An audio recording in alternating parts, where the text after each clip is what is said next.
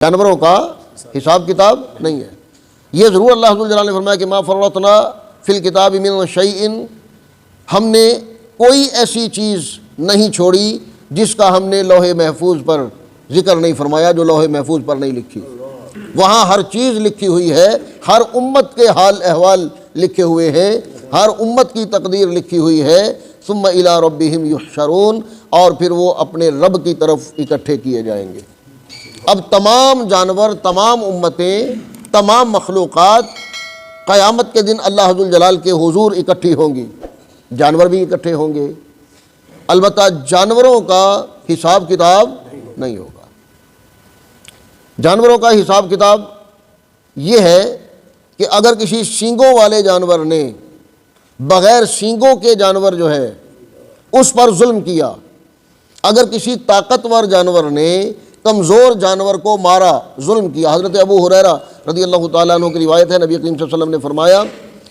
دو بکریاں آپس میں لڑ رہی تھیں، دو بکریاں آپس میں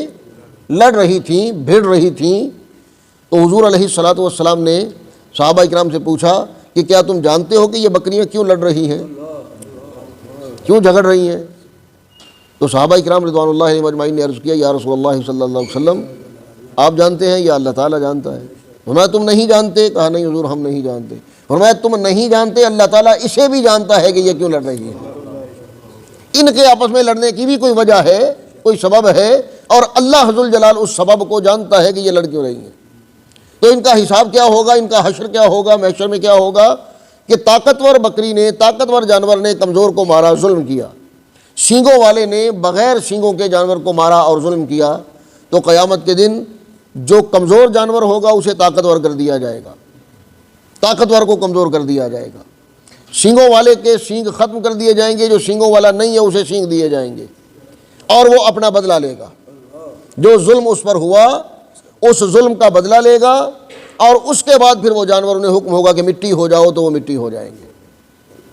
اور جب جانوروں کے ساتھ یہ معاملہ قیامت کے دن کافر لوگ دیکھیں گے کہ وہ تو معمولی سا بس ایک دوسرے سے بدلہ لیا اور مٹی ہو گئے،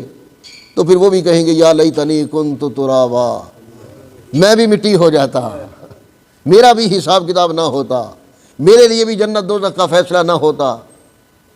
میں مٹی ہو جاتا تو میرے لیے بہتر تھا۔